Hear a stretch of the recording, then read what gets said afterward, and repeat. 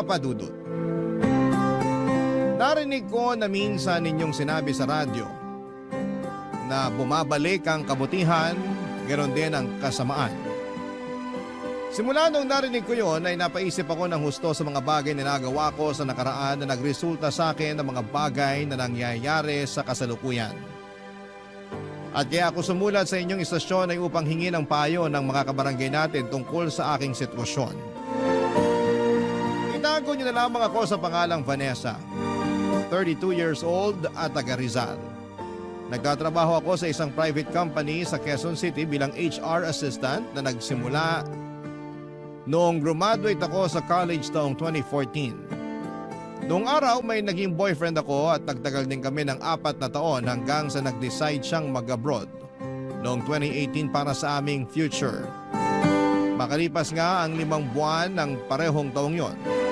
At habang nasa ibang bansa siya ay nagkita kami ng ex-fling ko noong high school na si Aldrin sa isang resort sa Laguna nang minsan kaming pumunta doon ng mga katrabaho ko para mag-relax.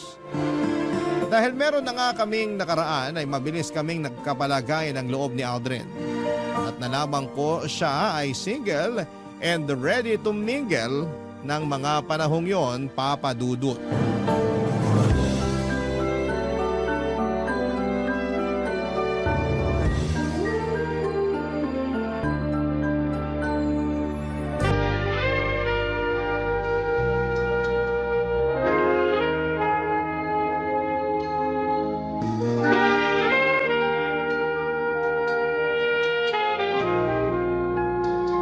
Grabe, hindi ko akalain na magaling ka pala sa kama. Siyempre hindi mo talaga akalain. Kasi hindi mo pa naman ako naikama nung high school tayo eh. Hindi pa rin naman ako nun marunong. Parang totoy pa ako eh. Hindi pa pala sa lagay na yun? Oo, Eh bakit ang babaero mo na? Kung kani-kaninong babae na didikit ang pangalan mo. ganun talaga pag gwapings at malakas ang dating. Yabang. Pero hindi naman pala marunong humalik. Uy, marunong naman. Sabagay, galing mo nga kanina eh. Gusto mo isang round pa? Mamaya na. Pagod pa ako, pahinga muna tayo. Grabe no, ang tagal na rin simula nung huli tayo nagkita. Pagkakatanda ko, high school graduation natin yun.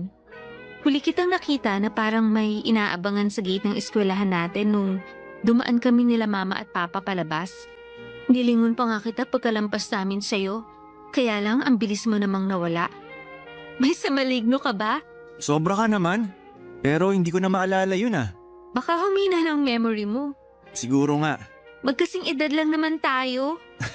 Joke lang. Pero tagal na rin kasi. Oo nga, pero hayaan mo na. Mahalaga nagkita ulit tayo. Tama. Eh, kumusta pala yung trabaho mo dun sa call center? Parang nabanggit mo nung nakaraan na magre-resign ka na. Natuloy ba? Hindi eh. Kasi naisip ko magde-December na. Sayang yung 13-month pay. Siguro sa susunod na taon na lang. Ikaw talaga, mautak ka rin eh. Alam mo yan, HR ka eh. Oo. Pero naniniwala naman ako na hindi mo aalisan yung kumpanya mo kung matino sila sa mga tauhan nila. Oo, tsaka pwede rin naman na gusto lang namin mag-improve sa mga career namin o sumubok ng ibang bagay. Bakit? May naiisip ka ba na bagong career? Wala pa nga eh. Pero tsaka na yun, di pa naman ako aalis sa trabaho. Oh, eh ikaw ba? Anong ako? Hindi ako naghahanap ng bagong career, just for you to know. Alam ko naman. Pero yung itatanong ko talaga anong plano mo ngayon sa boyfriend mo? Hanggang kailan mo siya planong lokohin? Yun nga eh. Pagkatapos nung nangyari sa atin, parang bigla akong nakonsensya.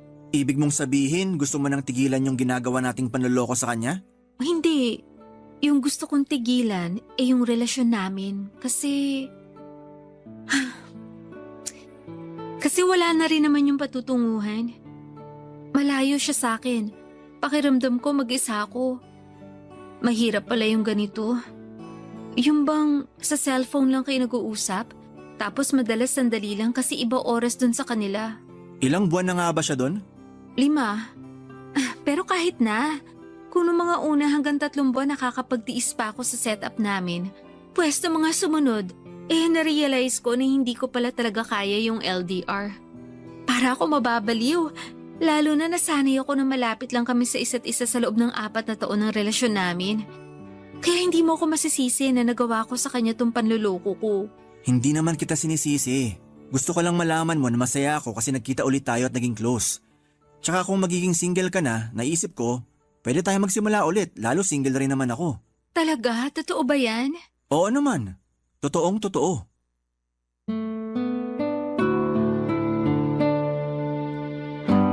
Mga padudot, hindi ko naisip na may boyfriend ako na nasa malayo ng mga panahong yon. Dahil na rin sa pangungulila sa kanya ay nagawa ko siyang lokohin. Doon ko nga na-realize na hindi ko pala talaga kaya ang long distance relationship. Kaya nung una pa lamang ay hindi na ako sang-ayon sa plano ng boyfriend ko na pag-iibang bansa.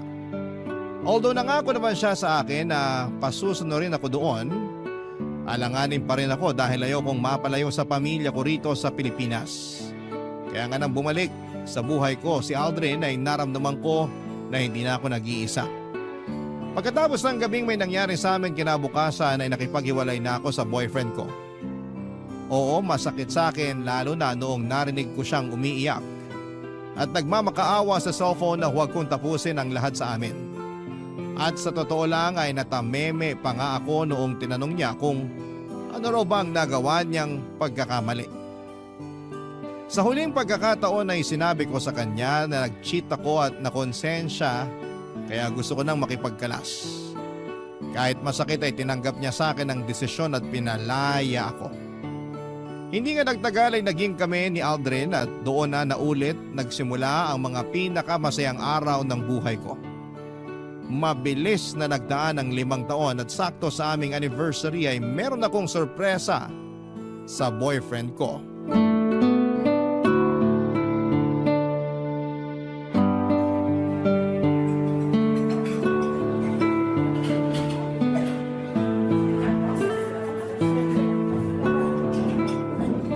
Happy anniversary, mahal!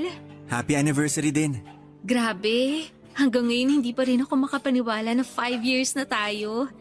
Ang bilis ng panahon, parang kailan lang. Oo nga eh. Ang dami nating pinagdaanan.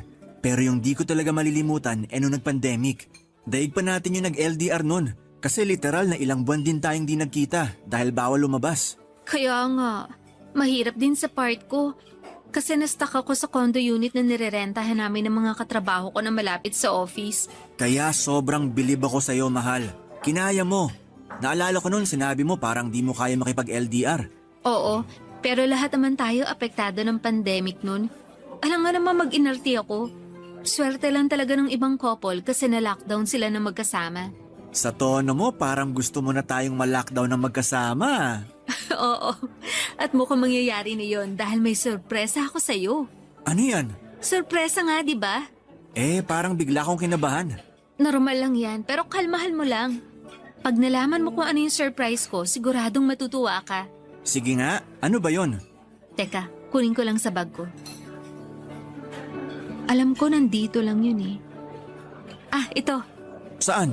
Pero pikit ka muna. Kailangan pa ba yon? Oo, para may thrill. Ikaw talaga? Dami mong alam. Siyempre. So ano na? Pumikit ka na. Ito na, pipikit na. Kailangan ko rin bang magbilang ng 1, 2, 3? Pwede rin naman.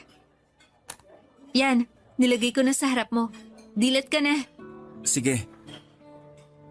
Ano yan? Surprise! Magiging tatay ka na! Hala, totoo ba to? Hindi ka nagbibiro, mahal? Bakit naman ako magbibiro? Siyempre, totoo yan. Nung nakaraang araw pa talaga yan. Kanina, bago ako pumunta dito sa restaurant para sa anniversary dinner natin, dumaan muna ako sa OB para magpa-check up. Tapos confirm. Gusto mo makita ultrasound ng baby natin? Oo naman, sige. Patingin ako. Sige. Kunin ko lang sa bag. Ah, ito oh. Tignan mo yung sonogram ko. Yan yung baby natin. Oo nga, magiging tatay na nga ako. Masaya ka ba? Tinatanong pa ba yan? Siyempre masayang masaya ako. Sa sobrang saya ko parang gusto kong sumigaw. Yan naman yung wag mong gagawin. Kasi baka kalad ka rin tayo ng guard palabas. Mukha pa naman masungit si Manong. Oo nga, pero joke lang naman yun. Masaya lang talaga ako. Ako rin naman eh. Kabado nung una kasi wala akong idea sa pagbubuntis. Pero alam kong kakayanin ko naman dahil kasama kita. Hindi ko mawawala sa tabi ko, di ba? Oo, hindi ako mawawala sa tabi niyo na magiging baby natin. Thank you. I love you, mahal. I love you too, mahal. Salamat sa napakagandang regalo mo.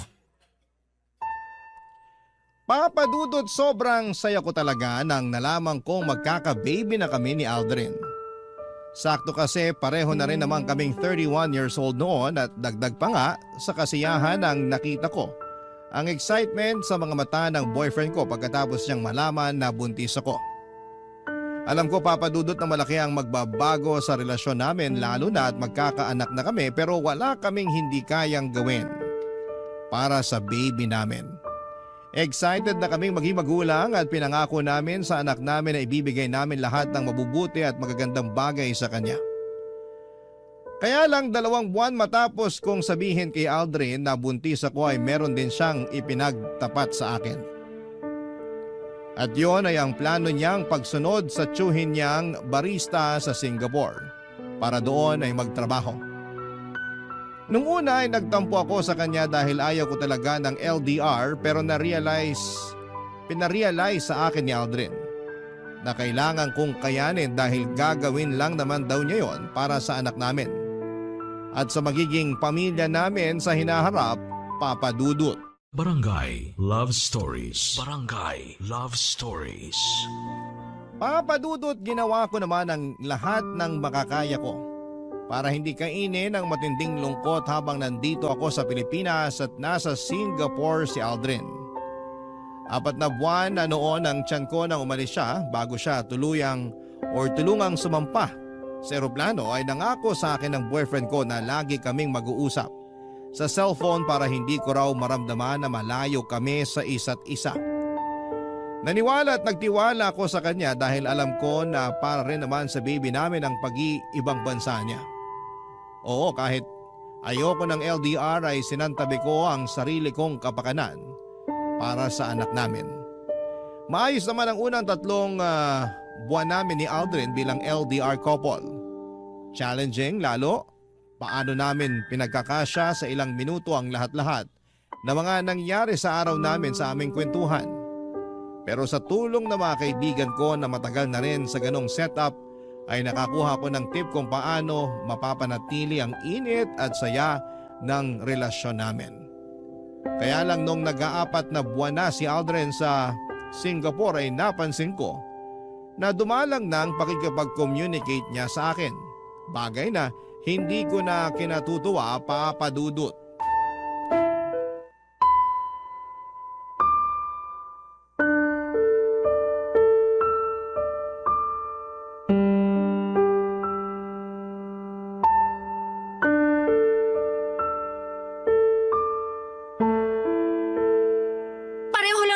Dito sa Pilipinas at dyan sa Singapore. Pero bakit hirap na hirap ka pa rin tawagan ako, ha? Mahal naman. Huwag mo ko matawag-tawag na mahal. Nanggigigil ako sa iyo, Aldrin. Vanessa, makinig ka, okay? O ngayon, yan na lang tawag mo sa akin. Sabi mo wag kitang tawaging mahal. Ano gusto mong itawag ko sa'yo? Kahit kailan napakahina mong umintindi.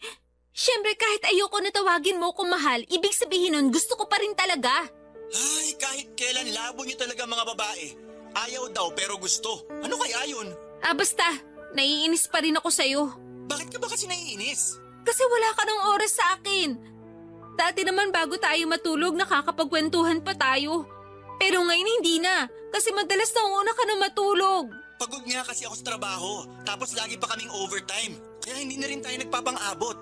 Kapag nag-online ako, ikaw naman yung offline. Malamang, anong oras ka ba nag-online? Madaling araw na. Maawa ka naman sa akin, buntis ako. Alam ko naman yun.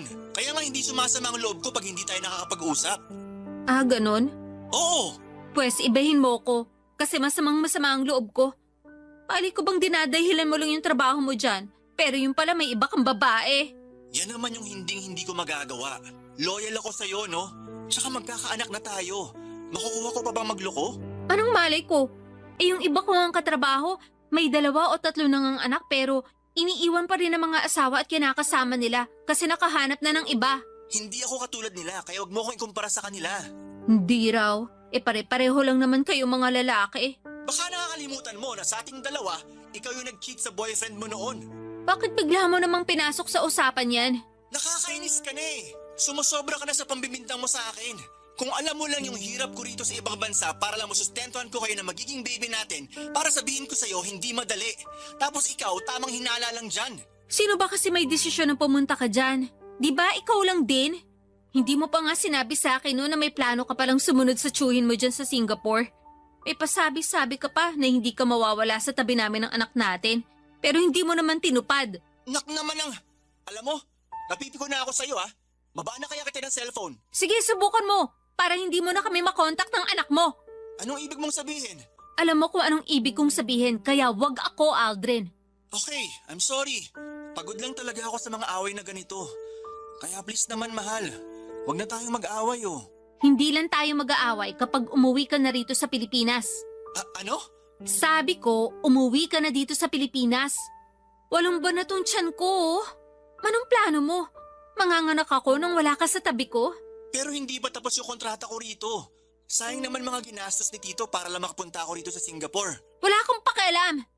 Mamili ka. Magstay ka dyan o hindi mo na kami makikita ng anak mo kahit kailan. Ano? Sagot! Papa Dudut, hindi niyo ko masisisi kung gano'n na lamang ang nararamdaman ko ng mga panahong yon. 8 buwan na akong buntis, sa susunod na buwan ay manganganak na ako.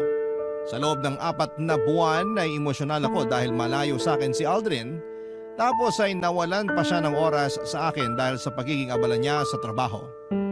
Praning din ako na baka niloloko na pala niya ako at dinadahilan lamang niya ang kanyang trabaho doon. At kahit na pinabulaanan niya yon ay hindi ako naniwala sa kanya.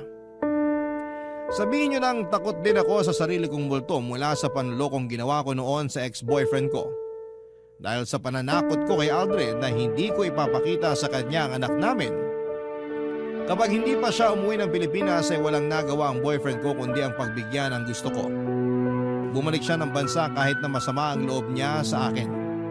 2 linggo bago ko manganak ay nag-decide kaming magrenta ng apartment malapit sa pinagtatrabahuhan namin sa Quezon City. Kaya lang nung nanganak na ako, na-CS ako at noong nakalabas na ako sa ospital ay nahirapan kaming mag-adjust sa panibago naming buhay kasama ang baby namin. Doon na kami nag-usap at nagkasundo na uuwi muna kami ng anak namin sa bahay ng parents ko na nasa Morong Rizal. Nag-offer din kasi ng tulong ang mama ko sa pagbabantay sa akin at sa baby namin, lalo't bawal pa akong magkikilos dahil operada ako. Pero hindi namin siya makakasama doon dahil masakip ang bahay namin at marami kaming nakatira doon. Kaya si Aldrin ay uuwi na lang din muna sa kanila sa Fairview at dadalaw na lamang sa amin sa Morong. Nagbalik call center agent na rin siya para may ibang tustos sa amin. Mabilis na lumipas ang 3 buwan. Masasabi ko na unti-unti na akong nakaka-recover mula sa panganganak. Makakabalik rin ako sa trabaho pero habang sinusulit ko pa ang maternity leave ko ay si Aldrin muna ang sumusuporta sa aming mag-ina at siya rin ang paruot parito sa bahay namin para bumisita.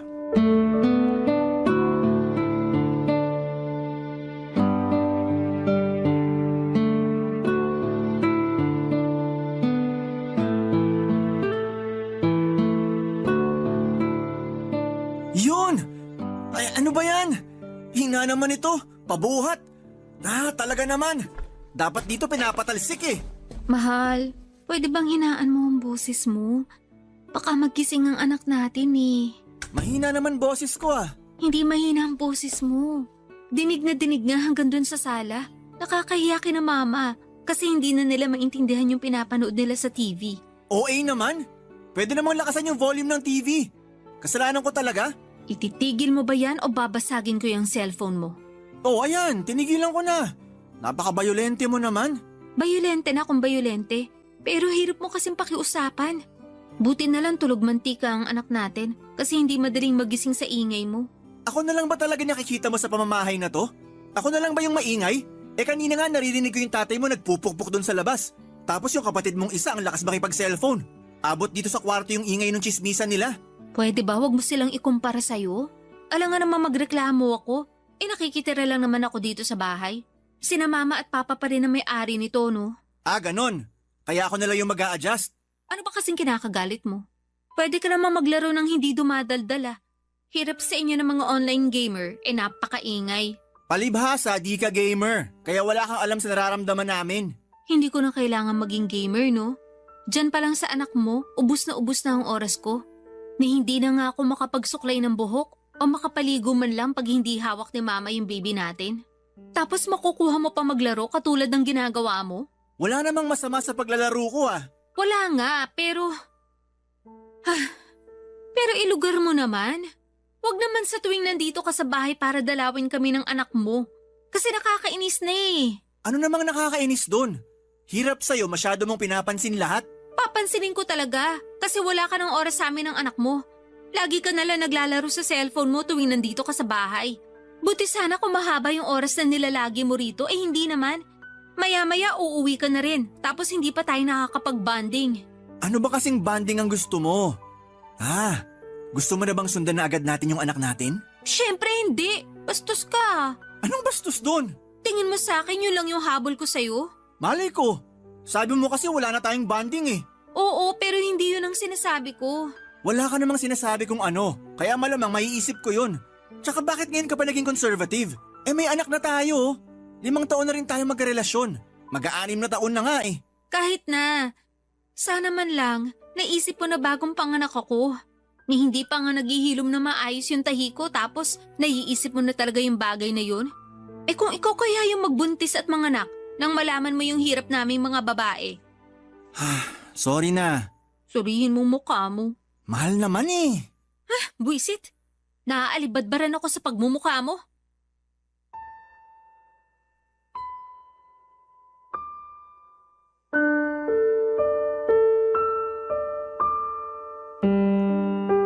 Papadudot, hindi yun ang una at huling beses na napansin kong busy sa cellphone niya si Aldrin. Naglalaro lang naman daw siya at wala naman daw masama doon. Kaya nga hinayaan ko na lamang siya pero pinagsasabihan ko siya kapag pakiramdam ko na doon na lamang nauubos ang oras at atensyon niya imbis na sa amin ang anak niya.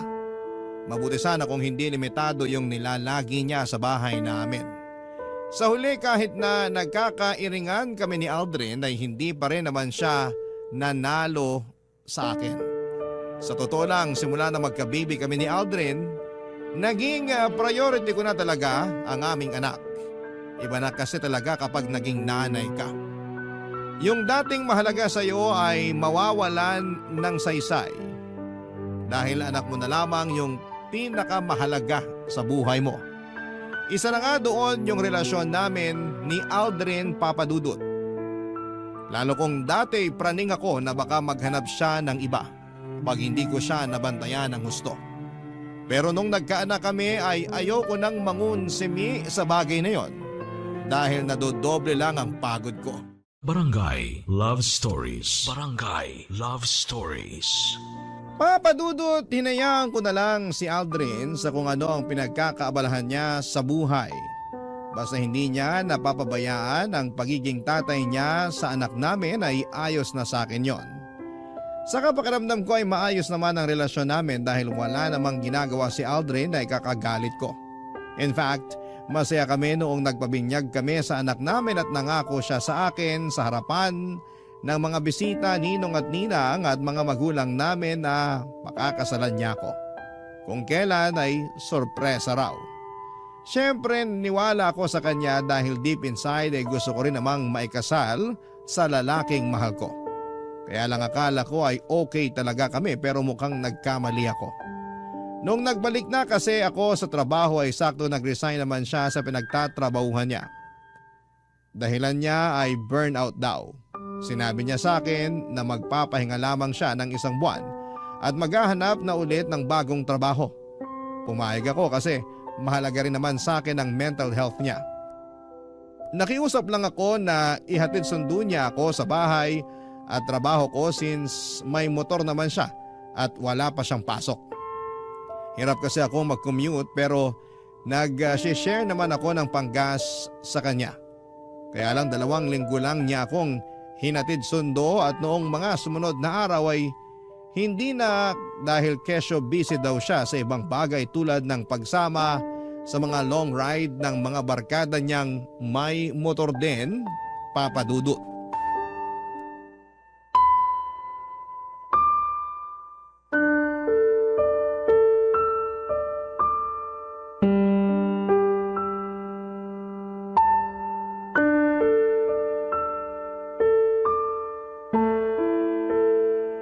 Mag-usap nga tayo, Aldrin.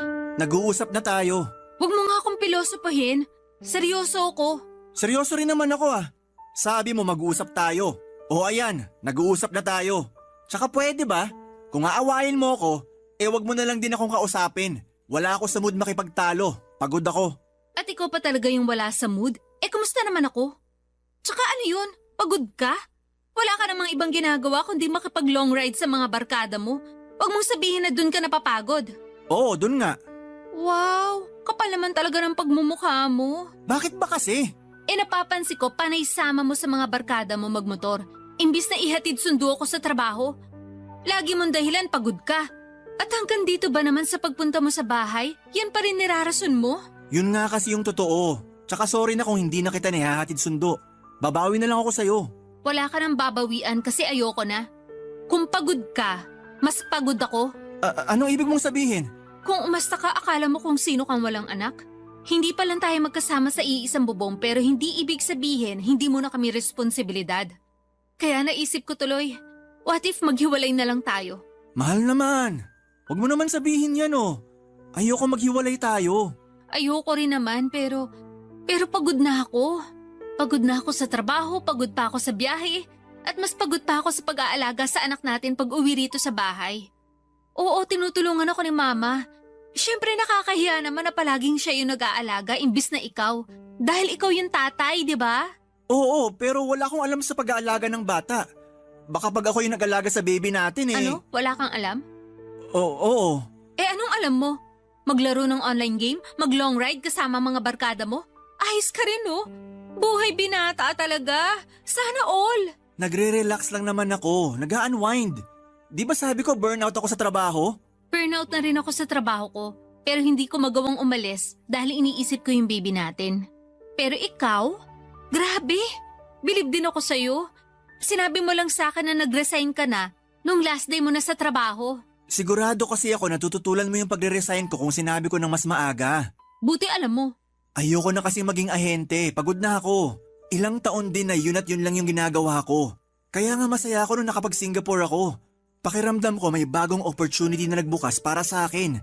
Kaya lang bigla mo naman akong pinauwi rito sa Pinas. Hanggang ngayon ba naman, sinisisi mo pa rin ako sa pag-uwi mo? Oo. Nagalit sa akin yung tito ko. Sinayang ko raw yung opportunity dahil nakinig ako sa'yo. Kaya nga nakikipaghiwalay na ako sa'yo ngayon para magawa mo na yung gusto mo.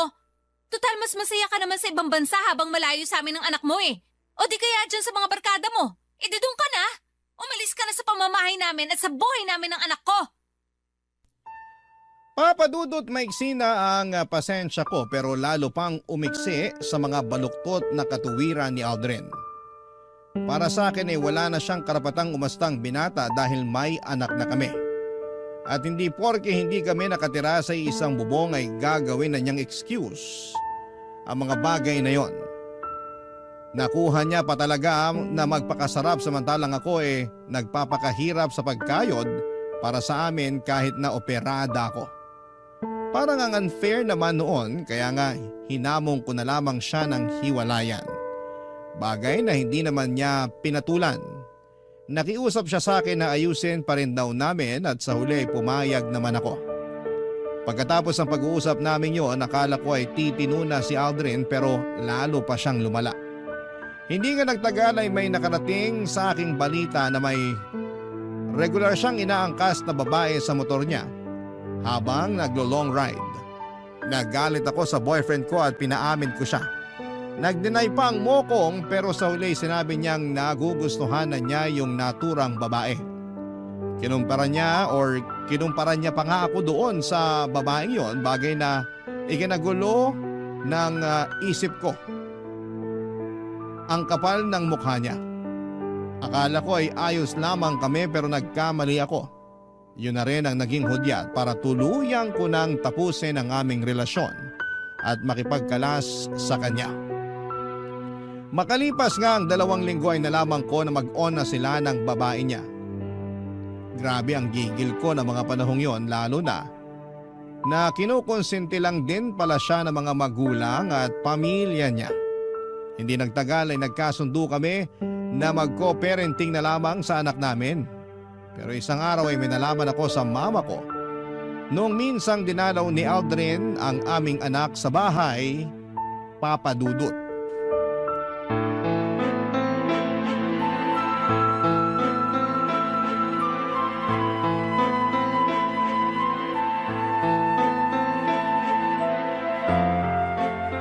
Kapal naman ang mukha mo, Aldrin! Tumawag ka lang ba para sabihin sa akin yan? Oo, kasi yun naman ang totoo. Aga-aga! Ano na naman bang kasalanan ko sa'yo? Malaki! Nalaman ko lang naman na sinama mo pala yung babae mo rito sa bahay namin kahapon. Ano naman sa'yo ngayon? Anong sa akin ngayon? Tanga ka ba talaga?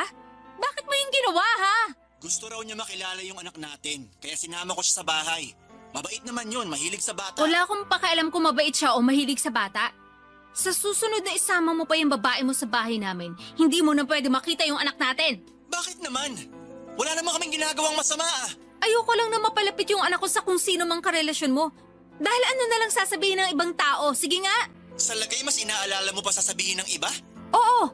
Tsaka ayoko na hawak-hawakan ng bago mo yung anak ko. Wala ka na ba talagang respeto sa akin? Kasi kung meron, ipapaalam mo sa akin na pupunta kayong dalawa sa bahay. Kaso hindi eh. Basta-basta ka na lang pumunta doon kasama yung babaeng yun. Tandaan mo, ako pa rin ang nanay ng anak natin. Hindi naman niya inaangkin yung pagiging nanay sa anak natin. Malamang ikaw pa rin talaga yung nanay. Hindi raw inaangkin pero masyado siyang epal. Sandali nga. Nagsiselos ka ba? At bakit naman ako magsiselos? Mabuti na yung nagkakalinawan tayo. Ipapaalala ko lang sa'yo na tapos na tayo. Ikaw pa nga yung nakipaghiwalay sa akin kaya wala kang karapatan na magselos dyan. Hindi ako nagsiselos. Bakit ko pagseselosan yung babae mo? Malas nga niya. Kasi siya naman yung susunod na mangungunsumi sa'yo. Ay, hirap sa'yo. Wala kang bilib sa akin. Buti pa yung girlfriend ko. Proud na proud sa akin. Paano ako magiging proud sa'yo? Diskarte mo, bulok. Tsaka pwede ba? Huwag mo akong makumpara-kumpara sa malanding babaeng yan. Tandaan mo na malaki ang kasalanan niyo sa akin. Lalo ka na, Aldrin. Kaya huwag kang umasta na akala mo ikaw ang biktima rito. At sinong biktima rito? Ikaw? Baka nakakalimutan mo. Kung cheater ako, cheater ka rin. Kaya wala kang karapatan na magsalita ng ganyan. Ni wala sa ating dalawa yung malinis. Pareho lang tayong manloloko rito. Kung iinsultahin mo lang ako, mabuti pa wag na wag ka nang pumunta sa bahay. Hindi mo na pwede makita ang anak natin. Wala kang kwentang tatay! Vanessa naman, pag-usapan muna natin to. Tapos na tayo, di ba? Kaya wala na tayong dapat pag-usapan pa. Please, wag mong ilayo sa akin yung anak ko. Pangako, hindi ko na isasama sa bahay niyo yung girlfriend ko. Dapat lang. Dahil malapit ko na kayong pagbuhuli na dalawa. Papadudot, binabaan ko na o nang tawag si Aldrin noong panahon na yon dahil parang sasabog na ang dibdib ko sa sama ng loob. Ang kapal kasi ng mukha niyang ilapit ang anak ko sa babae niya na siyang dahilan kung bakit nasira ang pamilya namin. Kaya nga bago ko pa tutuhanin ang banta ko sa kanya na hindi ko na ipapakita ang anak namin sa kanya, ay nagkasundo kami ni Aldrin na hindi na niya dadalhin sa bahay ang bago niyang girlfriend. Pinagbawalan ko rin siya na pumunta sa amin pag wala ako para makasigurado ako na hindi niya kukunin sa akin ang anak ko. Praning na kung praning pero ayokong mawala sa akin ang bata. Kung tatanungin ninyo ako kung kumusta ang puso ko ay masasabi kong naninibugho ako o nagsiselo sa babaeng ipinalit sa akin ni Aldrin. Pero hindi ko yon pinapahalata sa dati kong boyfriend dahil ayokong magmukhang mahina sa harapan niya. Abot langit ang galit ko sa kanila lalo na sa tatay ng anak ko dahil hindi na niya ako nirespeto nang pumatol siya sa ibang babae samantalang may anak na kami. Sa kasalukuyan ay focus ako sa anak ko at sa pagpapalaki sa kanya. Si Aldrin naman ay dumalang na ang pagbisita sa bata pero hindi ko na masyadong inalam kung bakit. Bahala na siya sa buhay niya. Ayoko ng problema kaya okay lang na nawala na siya sa buhay ko. Pero napaisip tuloy ako. Karma ko na yata ito kasi nagloko ako noon sa dati kong karelasyon. Kung oo, totoo nga na bumabalik ang kabutihan, pati na rin ang kasamaan. Hanggang dito na lamang po ang sulat ko at sana'y mapili po ninyong i-ere sa inyong programang Barangay Love Stories. God bless po, Papa Dudut, and more power sa inyong programa. Ang inyong forever kapuso at ka-barangay, Vanessa. Dear Papa Dudut, lahat naman siguro tayo ay deserve ng second chance. Lalo na kung pinagsisihan na natin ang mga kasalanan natin. Yun kasi ang paniniwala ko lalo ngayon na humihiling ako ng ikalawang pagkakataon sa dati kong kinakasama na si Arnie.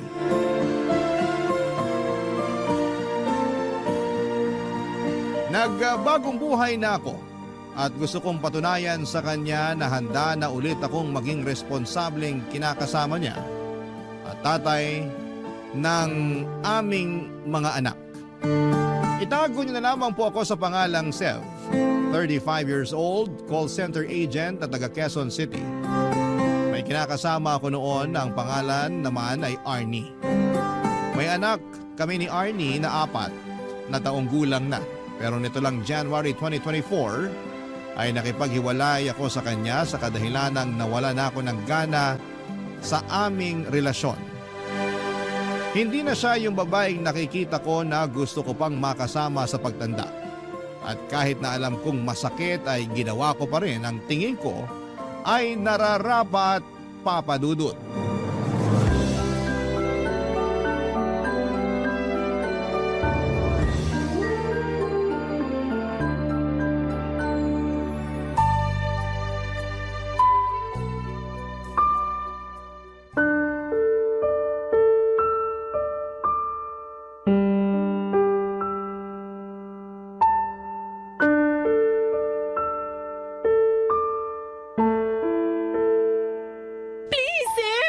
Huwag mo namang gawin sa amin to ng anak mo.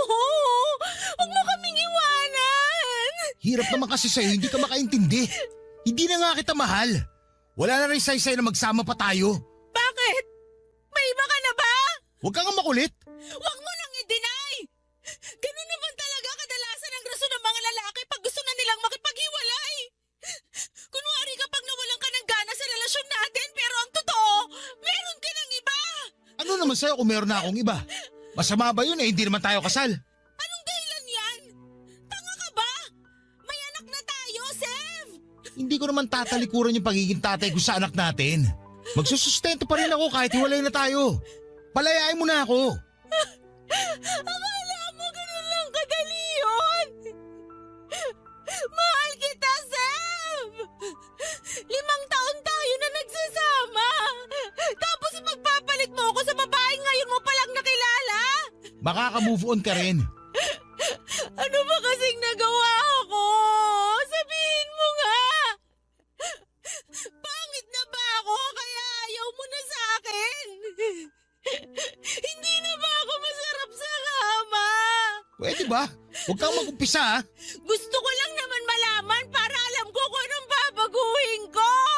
Wala ka nang dapat baguhin. Desidido naman ako na hiwalayan ka. Pero sige, para lang sagutin ko yung tanong mo. Oo, malaking bagay yung itsura mo kaya naumay na ako sa'yo. Nakikita mo ba yung sarili mo sa salamin? Kasi kung hindi, pues, tignan mo maigi para malaman mo kung gaano ka kamanas. Para kang balyenang naglalakad. Ang itim pa ng batok mo. Nakakahiya ka na isama sa mga pinupuntahan ko. Ha? Akala ko ayos lang sa'yo na mataba ako. Nung una yon, hanggang sa tawagin ka ng tangke ng LPG ng mga katrabaho ko. Imbis ay pagtanggol mo ako sa mga katrabaho mo, hinayaan mong insultuhin na lang nila ako ng ganon? Pinagtanggol naman kita. Kinumbinsi pa nga kita na magpapayat eh. In-enroll pa kita sa gym pero sabi mo, ayaw mo nang ituloy kasi nakakatamad. Paano di ako tatamarin? Abala na ako sa pag-aalaga sa anak natin at pag-aasikaso sa'yo. Mabuti sana kung nag-aalala ka sa kalusugan ko eh. Pero mukhang mas nag-aalala ka sa sasabihin ng ibang tao sa'yo. Oo, mas inaalala ko yun kasi nakakahiya. Sinimulan na rin nila akong tuksuin kaya doon ako nawala ng gana sa'yo. Kaya ka naghanap ng mas sexy sa akin, yun ba? Oo! Sexy siya at mas maganda sa'yo. Napakawalang iya mo! Buo na talaga yung desisyon ko. Gusto ko nang makipaghiwalay sa'yo. Swerte mo nga eh. Sa itsura mong yan, hindi ko na pinatagal yung panloloko sa'yo. Kapal ang mukha mo! Buisit ka. Tingnan mo, nagdugo tuloy yung labi ko dahil sa sampal mo. Kulang pa yan kumpara sa ginawa at mga sinabi mo sa akin! Ayan! Ayan pa yung isang ayaw ko sa'yo. Masyado kang bayolente at taklesa. Sige lang, pagpatuloy mo lang yan. Mas lalo ko na talagang naiisip na tama ang desisyon ko na makapaghiwalay sa'yo. Tandaan mo na kapag umalis ka sa pamamahay na to, wala ka nang babalikan! Hindi na kita tatanggapin uli sa buhay ko! Kahit magmakaawa ka pa at umiyak ng dugo! Tigas naman ang mukha mo na isipin na babalik pa ako sa'yo. Ikaw ang kahit na umiyak ng dugo, hindi pa rin magbabagong isip ko. Iiwan na talaga kita. Ayoko na maisama sa mga tulad mo na mukhang ulikba. Papa Dudut, hindi ko naman talaga gustong insultuhin si Arnie dahil kahit papaano ay minahal ko naman siya sa loob ng 5 taon naming pagsasama. Kaya lang ay masyado siyang desperadong alamin ang dahilan kung bakit ayaw ko na sa kanya. Bagay na medyo nagpainit sa ulo ko kaya nasabi ko ang katotohanan. Hindi ko rin maintindihan kung gaano ba kahirap tanggapin na ayaw ko na siyang makasama. Pasalamat nga siya, handa pa rin akong magsustento sa anak namin. Nauwi kami sa matinding pagtatalo noong araw na umalis na ako sa nirerentahan naming apartment. Sobrang saya ko ng mga panahong yon dahil nakalaya na ako sa relasyon namin. Pagkatapos, mabilis kong pinuntahan ang sinasabing babae ni Arnie na si Leia. Kasama ko sa call center. Ang totoo ay tama naman lahat ng mga sinabi ni Arnie. Malaking dahilan ng paghiwalay namin ay noong nagkagusto na ako kay Leia. Nagsimula lang namang kaming magka-developan around December 2023. Pero matagal-tagal na ako nanlalamig sa relasyon namin ni Arnie dahil nga unti-unti nang nawala yung dati niyang ganda. Kesa patagalin ko pa ang panloloko ko ay nagpakatotoo na ako sa nararamdaman ko kaya nauwi na kami sa hiwalayan. Noong nagsimula na kami magsama ni Leia sa isang bubong ay wala na akong narinig na kahit na ano kay Arnie. Oo, nagsusustento pa rin ako para sa anak namin at pinapadala ko na lamang yung pera. Pero pinagbawalan ako ni Leia na makipagkita sa anak ko. Bagay na pinagbigyan ko naman kasi mahal na mahal ko na siya. Mabilis na lumipas ang 6 na buwan at nakita ko na lamang ang sarili ko na napapaisip kung ano na ang kalagayan ng mag-ina ko. Huling balita ko ay umalis sila ng anak namin sa apartment na nirerentahan namin at umuwi sa nanay niya na taga Marikina.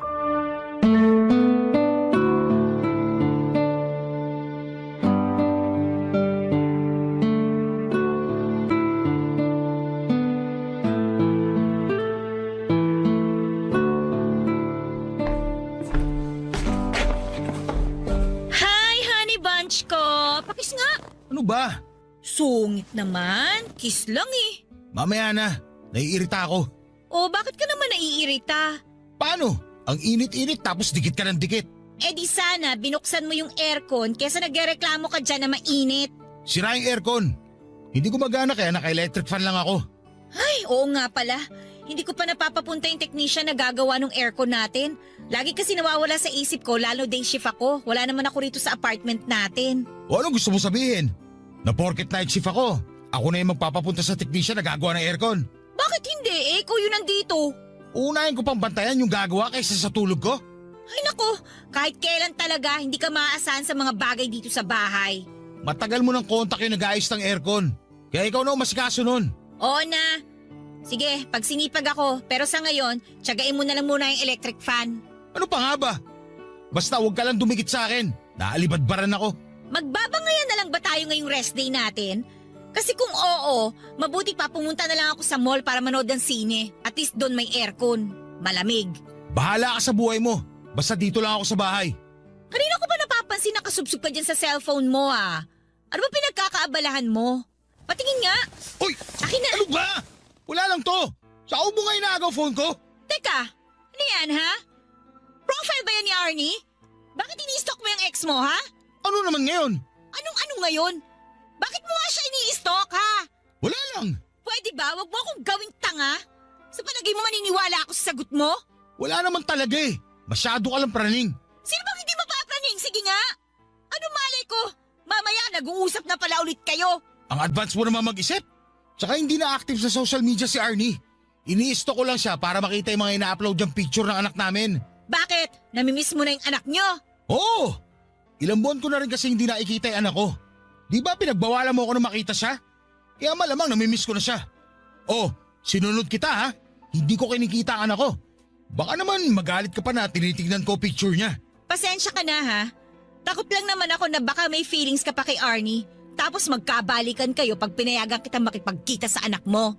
Bakit mo naman naisip eh, ikaw nga yung mahal ko. Hirap sa'yo, lagi kang praning eh. Hindi mo ako masisisi, no? Nagawa mo ang iwanan yung mag-ina mo eh. Paano na lang ako, di ba? Baka nakakalimutan mo. Iniwanan ko sila ng dahil sa'yo. Hindi ko nakakalimutan yon. Pero ayoko lang na gawin mo rin sa akin yon. Sa totoo lang, parang malapit na kitang iwan. Nakakayamot ka na eh. Lakas ng tama mo. Mabuti pa, umalis ka na. Di ba sabi mo pupunta ka sa mall? Alis na! Ayoko munang makita yung pagmumukha mo dito. Papa Dudut, hindi totoo na may feelings pa ako kay Arnie katulad ng binibintang sa akin ni Leia. Praning lamang siya, bagay na kinakainis ko ng mga panahong yon. Kaya nauwi kami sa pagtatalo. Ayoko sa lahat na pinagbibintangan ako ng bagay na hindi naman totoo. Masama bang ma-curious kung ano na ang buhay ng dati kong kinakasama. Siya pa rin naman ang nanay ng anak ko at dahil nga ilang buwan na kaming hiwalay at hindi ko sila nakikita ay miss ko na ang anak ko. Sa totoo lang ay hindi yun ang una't huling beses na nagtalo kami ni Leia nang dahil sa pangi-stalk ko sa Facebook account ni Arnie. Hindi ko kasi mapigilang tingnan doon yung old photos namin ng anak ko. Bagaman hindi na active si Arnie sa social media ay masaya pa rin ako kasi hindi niya ako in-unfriend. Akala ko kasi ibablock niya ako dahil ganon ang tipikal na ginagawa ng mga babae kapag nasasaktan sila dahil iniiwan sila ng lalaki. Kaya buti na lamang talaga at magkaibigan pa rin kami ng ex ko kahit sa social media lang. Papa Dudut. Barangay Love Stories. Barangay Love Stories. Papa Dudut, kung hindi ang Facebook account ni Arnie ang ini-stalk ko ay madalas akong mahuli ni Leia na tumitingin at nagla-like ng picture ng mga sexy na babae online. Pero para sa akin ay wala lang yon. Paghanga lang yon kasi nagagandahan ako sa hubog ng mga katawan nila. Dumating din yung punto na dumating na rin yung punto na hindi na rin ganon ka-sexy itong si Leia at parang bigla niyang napabayaan ang sarili niya mula noong magsama kami sa loob lang ng 6 na buwan. Kumbagay hindi na siya kaakit-akit sa paningin ko kaya parang nabawasan na rin ang pagmamahal ko sa kanya. Sa kabilang banda ay malaking dahilan din ng panlalamig ko sa kanya ay ang hindi namin pagkakaroon ng anak. 2 beses na kasing nakunan si Leia kaya natakot na siyang magbuntis. Ayaw na niyang sumubo kasi baka raw mag 50-50 na siya sa susunod. At dahil nga sa sitwasyon namin ay na-frustrate ako at lalo kong na-miss ang anak namin ni Arnie. Dumating ang oras na naapektuhan na rin ng husto ang pagsasama namin ni Leia dahil sa dami ng problemang nararanasan namin at sa kadahilan ng hindi kami magkaroon ng anak.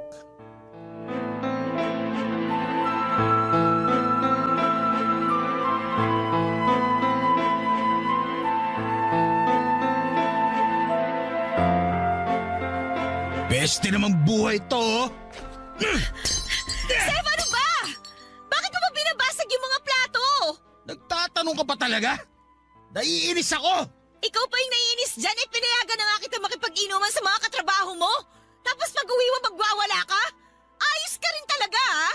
Wala kang pakialam kung gusto ko magbasag. Sa naiinis ako eh. Bakit ka ba naiinis? Kasi inggit na inggit ako doon sa katrabaho ko. Piruin mo, kinuha ba naman akong ninong na anak niya? Nung nakita ko yung baby, sobrang cute. Ang sarap buhatin at yakapin. Bigla ako tuloy na miss yung anak ko na hanggang ngayon, hindi ko pa rin nakikita kasi ayaw mong puntahan ko. Hindi pa ba sapat na nagsusustento ka sa anak niyo ni Arnie? Bakit kailangan mo pang puntahan yung bata? At saka kahit na gusto mong makita yung anak mo, ang tanong, papayag ba yung nanay niya? Makikiusap ako. Pakikiusapan ko si Arnie na payagan ako makita yung anak namin. Hindi niya pwede ipagkait yung bata sa akin. Miss na miss ko na yan ako. Kumalma ka na, Sev! Ano ba? Alam mo, kasalanan mo lahat to eh. Anong kasalanan ko? Bakit naging kasalanan ko? Kung binigyan mo lang sana ako ng anak, eh di sana hindi ako naiingit sa katrabaho ko. Hindi ko rin sana namimiss yung anak ko kay Arnie. Kung makapagsalita ka, parang ginusto ko na makunan ako ah. 2 beses ko namang sinubukan na magbuntis para mabigyan ka lang ng anak. Pero ayaw talaga eh. Nang dahil lang doon sumuko ka na. Sana sinubukan lang natin na sinubukan. Ang dali lang sa'yo na itapon sa akin yung sisi. Hindi kasi ikaw yung nakukunan. Hindi ikaw yung nagbubuntis. Eh so natatakot na ako. Sef, hindi mo ba nararamdaman yung takot ko? Baka mamatay ako pag pinilit natin na magkaanak tayo. Yun din naman ang sinabi ng OB eh. Diba? Yung pinuntahan natin na OB yun na sinabi sa atin. Hindi ka ba nakikinig? O sadyang lutang ka lang palagi? Basta ang alam ko, ayaw mo na subukan natin kasi duwag ka. Hindi ako duwag! Kahit ano pang sabihin mo, duwag ka pa rin. Yung ibang babae, gagawin lahat mabigyan lang ng anak yung mga kinakasama nila. Pero ikaw, 2 beses lang nakunan, sumuko ka na? Ano bang tingin mo sa akin? Paanakan mo lang? Ayos ah. Parang ikaw pa yung galit na humihingi ako ng anak. Marami namang paraan para magkaanak tayo. Pwedeng tayo mag-ampon. Ampunin mo yung mukha mo! Huwag kasing sarado yung utak mo, Sev. Maraming bata sa ampunan na nangangailangan ng kalinga ng isang magulang. Wala akong pakialam sa mga yon. Maghintay sila ng aampo sa kanila. Ayoko na hindi sila galing sa akin. Alam mo, namumuro ka na talaga eh. Dahil lang ayaw mo na ulit subukan mabuntis. Gusto mo na ngayon mag-ampon? Ang kitid ng utak mo! Ikaw ang makitid ang utak! At sumasagot ka pang hayop ka, ha? Sige! Sige! Subukan mo saktan ako na may kalagyan ka sa barangay! Akala mo kung sino ka? Napakakapal ng mukha mo!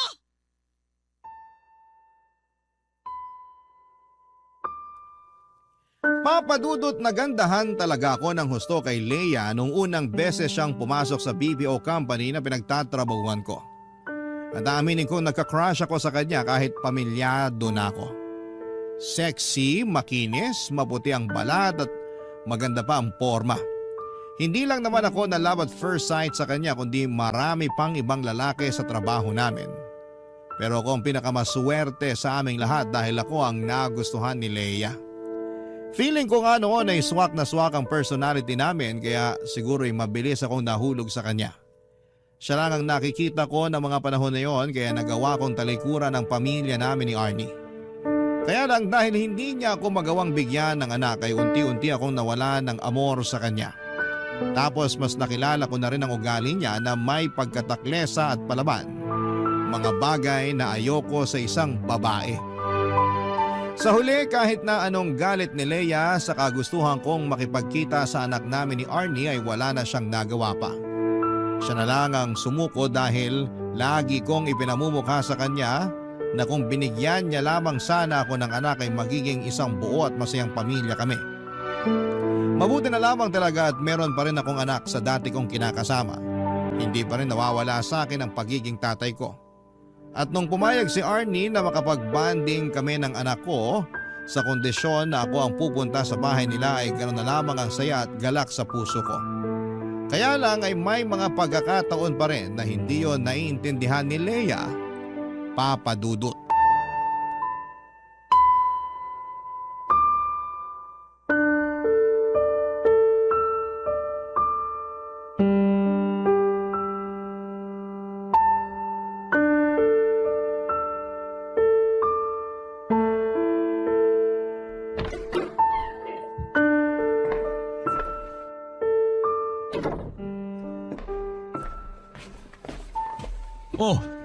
Bakit nandito ka sa bahay, Leia?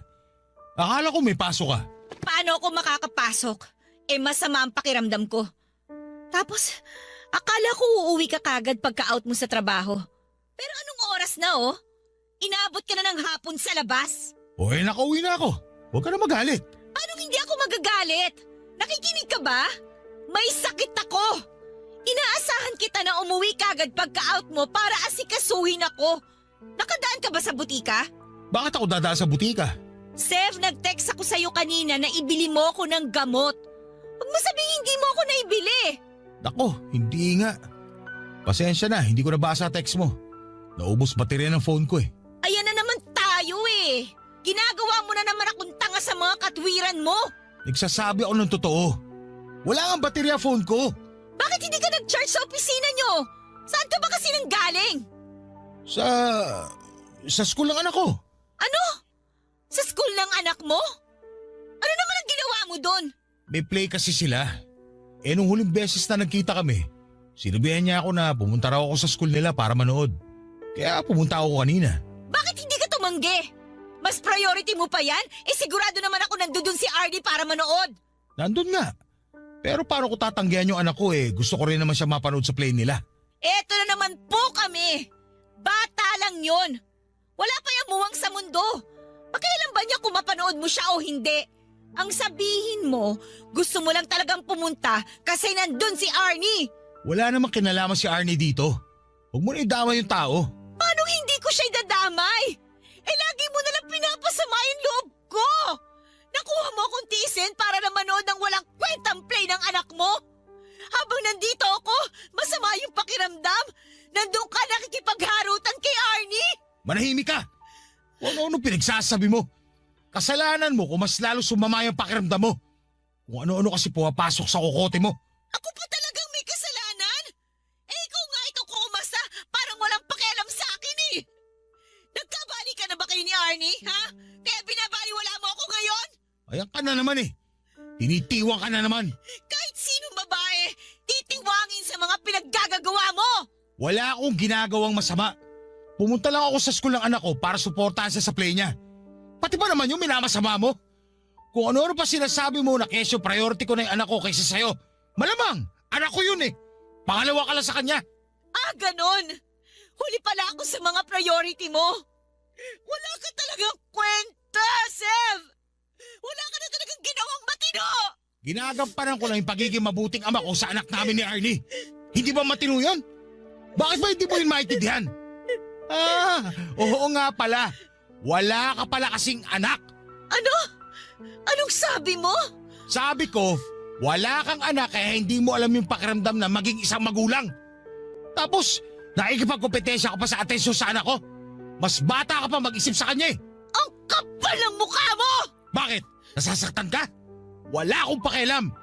Ikaw naman nagdesisyon na ayaw mo na magkaanak tayo. Kaya ito yung resulta ng desisyon mo. Buti na lang talaga may anak kami ni Arnie. At least, kahit paano, nararanasan ko pa rin magpakatatay sa anak ko. Di tulad mo, inutil na yung matres mo. Umalis ka sa harapan ko, bastos ka!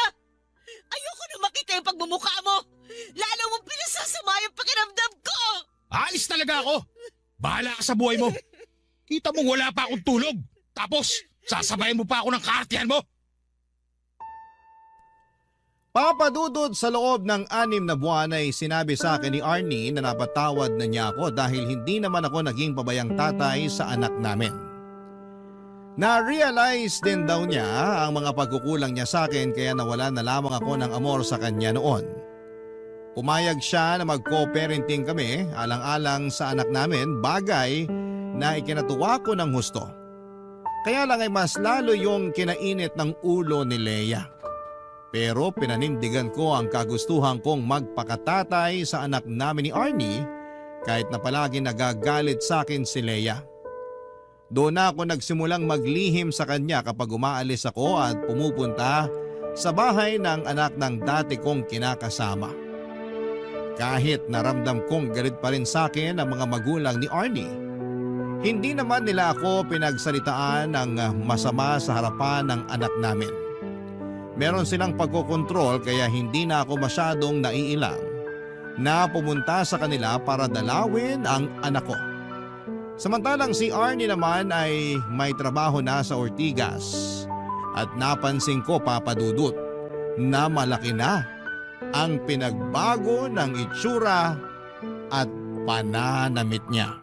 Barangay Love Stories. Barangay Love Stories.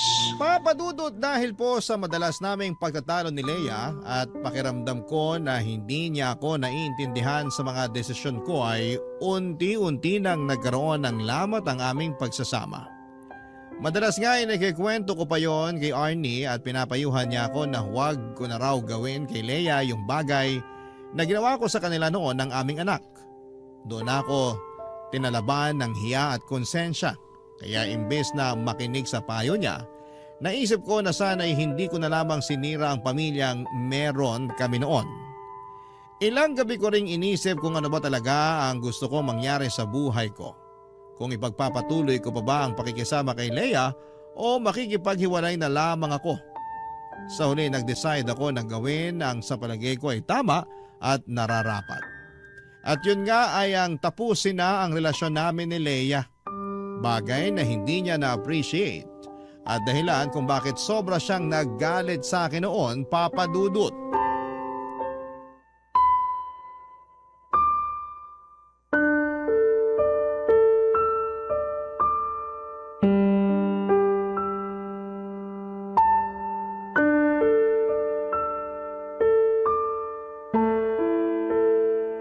Please, Sev. Huwag mo naman akong iwan, oh. Pangako, magbabago na ako. Hindi na ako lagi magagalit sa'yo. Hindi na kita sisigawan. Pagsisilbihan na rin kita lalo. Huwag mo lang akong iwanan. Please naman, Sev. Please. Pagsisilbi ang pinagsasabi mo hindi naman kita katulong. Saka ayoko na, Leia. Gusto ko na lang na maghiwalay tayo ngayon ng mapayapa. Bakit mo ba kasi ako iiwan? Ano bang nagawa ko sa iyong kasalanan? Wala, pero marami ka ng pagkukulang eh. Hindi na ikaw yung babae na gustuhan ko. Tignan mo nga yung itsura mo. Mukha ka ng manang. Napakalosa mo ng tignan eh, wala naman tayong anak. Saka yun nga, wala tayong anak kaya wala na rin akong rason para makisama pa sa'yo. Dahil lang sa bagay na yon, kaya iiwan mo na ako. Eh napakasama mo naman palang tao. Kung kasamaan man ang tawag sa pagsasabi ng totoo, eh di ako na masama. Ikaw naman lagi lumalabas na mabuti. Nakikiusap ako sa iyo, wag mo naman akong iwanan, oh, Sev, please. Hindi na ba natin pwedeng ayusin to? Pag-usapan natin to, Sev. Wala na tayong dapat pag-usapan. Ayoko na sa'yo kasi masyado kang controlling. Ayoko sa lahat sa babae, yung ganyang klase. Akala ko pa naman iba ka sa lahat, pero mas malala ka pa pala. Kaya nga magbabago na ako. Hindi na ako magiging controlling. Babawasan ko na rin yung pagiging taklesa ko sa'yo. Huwag mo lang akong iwanan, Sev. Please, huwag kang umalis. Sorry, pero kung noon pa sana ginawa yan, baka hindi na wala yung pagmamahal ko sa'yo. Pero huli na kasi ang lahat. Kilala mo naman akong tao. Pag ayoko na talaga.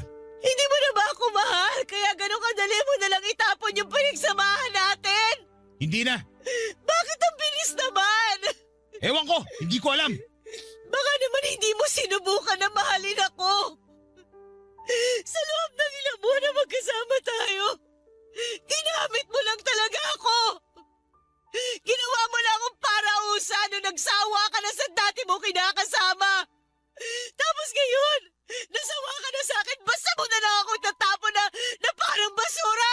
Minalaman kita kaya masasabi ko na totoo yung pinakita ko sa'yo. Saka, saan ang galing yung baka hindi ko sinubukan? Sinubukan ko na ayusin yung relasyon natin. Inintindi kita nung ayaw mo na mag-baby tayo. Kasi natatakot ka na baka may mangyaring masama sa'yo. Pero na-realize ko, hindi ko pala kayang pakatawanan na hindi isumbat sa'yo ng paulit-ulit yung bagay na yon. Kaya nagdesisyon na lang akong tapusin itong relasyon natin. Kasi wala rin naman itong patutunguhan. Ginawa mo lang sa akin kung ano yung ginawa mo kay Arnie eh. Baka naman sinasabi mo lang yan. Kasi ang totoo, may iba ka na. Nagkabali ka na ba kayo ng dati mo kinakasama? Hindi walang ganon. Siguraduhin mo na nagsasabi ka ng totoo. Kasi walang sikreto na hindi nabubunyag. Huwag mo na akong gawing tanga, Sev. Hindi nga kami nagkabalikan kaya huwag mo nang ipilit. Hindi talaga kayo magkakabalikan. Kasi aayawan ka na niya, Sev. At kahit na maisip mo pang magbagong buhay para maibalik yung dati niyong samahan, hindi ka na niya tatanggapin muli sa buhay niya! At bakit mo naman nasabi yan? Kasi manloloko ka! Galit ang mga babae sa mga manloloko! Kaya huwag ka nang umasa na may babalikan ka pa kay Arnie kung sakaling maisipan mong ayusin yung dati niyong relasyon! Wala kang karapatan na pangunaan ng mga bagay. Hindi mo naman nakikita ang mangyayari sa hinaharap. Oo! Pero hindi ako inutil! Siguro nga karma ko na to. Kasi kasama mo ako sa pananakit noon sa dati mong kinakasama. Sige, tatanggapin ko. Pero sana, tanggapin mo rin yung karma mo. Pag inihain na sa'yo yun ang kapalaran! Papadudot, masaya ako na nakawala na ako sa relasyon namin ni Leia nang walang responsibilidad. Naisip ko na baka hindi talaga kami para sa isa't isa kaya hindi kami nabiyayaan na magkaroon ng anak. Pagkalis ko sa apartment namin ni Leia ay tumuloy ako sa bahay ng pinsang ko na nasa Cubao. Tapos ay tinext ko si Arnie at sinabi ko sa kanya na tinapos ko na ang relasyon namin ni Leia. Nakatulugan ko na lamang ang paghihintay sa reply niya pero wala naman siyang naging sagot. Kinabukasan, nag-decide ako na bisitahin sila ng anak namin sa Marikina. Bago ako pupunta doon ay dumaan muna ako sa isang flower shop para bilhan ng mga paborito niyang bulaklak si Arnie. Dumaan din ako sa bilihan ng donut para naman sa anak namin. Pusturang-pustura ako at nakaporma pa ang buhok ko ng mga panahong yon. Excited ako na makita ni Arnie pero pagdating ko sa bahay nila ay wala raw doon ang dati kong kinakasama. Nakipagbanding muna ako sa anak namin at pagkalipas ng 2 oras ay nakita ko si Arnie na hinatid ng isang lalaki na hindi pamilyar sa akin ang pagmumukha. Agad ko itong kinompronta at nagpakilala ako kung sino ako sa buhay ni Arnie. Nalaman ko na katrabaho niya pala yon at manliligaw pa, papadudot.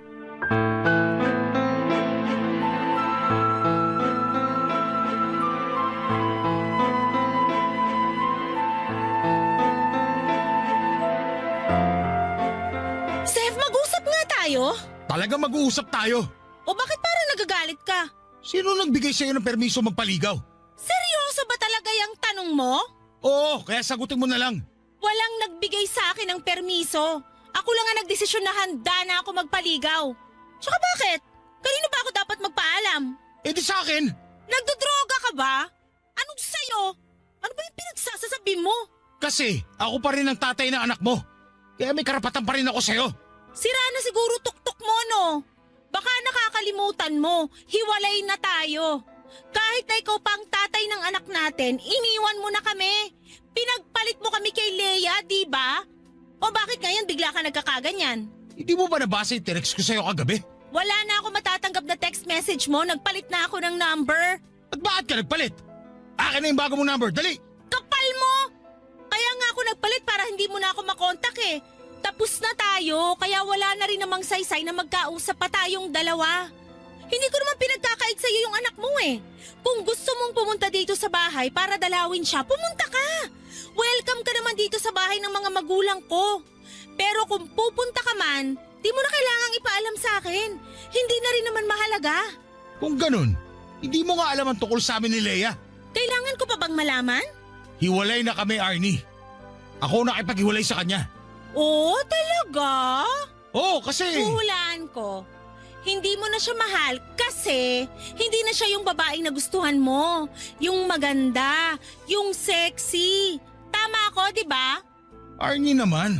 Wala nang bago ron. Yun din naman dahilan mo kaya ka nakipaghiwalay sa akin nun. Aminin ko na medyo loko-loko ko nun. Kaya ako nagawa yun sa'yo at sa anak natin. Pero nagbago na ako ngayon. Aanin ko naman yung sinasabi mong pagbabago. Sige nga. Kasi gusto ko magsimula ulit tayo. Gusto kong itama yung mga pagkakamali ko sa inyo ng anak natin. Kaya sana bigyan mo pa ako ng second chance. Alam mo, kung nagbibiro ka, congrats kasi napatawa mo ako. Hindi ako nagbibiro.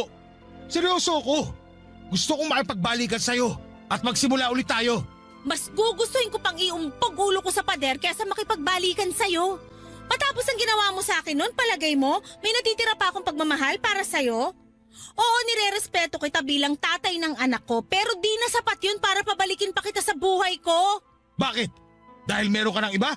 O ano naman sa'yo ngayon? Anong akala mo? Ikaw lang may karapatang makipagrelasyon? Hindi ka pwedeng mapunta sa iba dahil mahal kita. Wala akong pake. Wala ka ng karapatan na diktahan ng buhay ko. Kapal ng apog mo na sabihin na dapat ako humingi ng permiso sa'yo bago ako magpaligaw? Bakit? Sino ka ba sa buhay ko? Wala na ba talagang katiting na pagmamahal sa puso mo para sa akin? Wala na ba talaga akong pag-asa sa'yo, Arnie? Walang-wala na. Matagal nang wala. Sinabi ko sa'yo no na pag iniwan mo ko, wala ka nang babalikan. Kaya ano pang inaasahan mo? Mula nung araw na umalis ka, inumpisahan ko nang alisin ka sa sistema ko. Kahit na masakit, kahit na paulit-ulit kong naririnig sa isip ko yung mga sinabi mong pang-iinsulto sa akin. Lahat ng pang-aalipusta mo sa pagkatao ko, lahat yon kinaya ko. Wala ka na nga narinig sa akin pagkatapos nun, di ba? Hinayaan ko na kayo ni Leia na magsama kasi baka ako lang naman talaga ang hadlang sa love story niyong dalawa. Hindi ko na kasalanan kung naghiwalay kayo kasi siguro karma niyo yun dahil pareho kayong manloloko. Arnie naman, huwag ka naman ganyan sa akin. Ikaw ang wag gumanyan-ganyan sa akin dahil pag ako nainis, baka tanggalan na kita ng karapatan sa anak ko. Kaya maayos-ayos ka, Sev. Huwag mo na akong pakialaman sa buhay ko. Nag-uumpisa na uli ako maging masaya. Mag-focus ka na lang sa sarili mo. Huwag na huwag kang papalya sa pagsusustento sa anak ko. Naku, Sev, sinasabi ko sa'yo. Tsaka tigil-tigilan mo na yung kakadrama mo, di bagay sa'yo. Mukha kang tanga. Papa Dudut, napahiya talaga ako ng husto ng gabing yon kaya umalis na lamang ako sa bahay nila. Pero habang nag-aabang ako ng masasakyan ay hindi ko na napigilang maiyak dahil sobrang sakit ng mga sinabi niya sa akin. Para kung sinaksak ng milyong patalim sa dibdib at kulang na lamang, ay hilingin ko na sana'y masagasaan na lamang ako ng mga panahong yon. Alam ko naman na nagkasala ako kay Arnie pero sobrang sakit palang karma na makita siyang masaya sa piling ng iba. Sa ngayon, Papa Dudut, ay ayoko pa ring sukuan si Arnie. Gusto ko siyang ligawan katulad nung unang beses ako nagkagusto sa kanya. Gusto kong patunayan, Papa Dudut, sa dati kong kinakasama na nagbagong buhay na ako. Lahat naman ng tao ay deserve ang second chance, hindi ba? Kaya naniniwala ako na deserve ko rin yon. Maraming salamat po, Papa Dudut, sakaling mapili po ninyong i-area ang storya ng buhay ko sa Barangay Love Stories. Hanggang dito na lamang po ang sulat ko and God bless sa inyong lahat. At salamat po in advance ng inyong forever kapuso at kabarangay, Sev.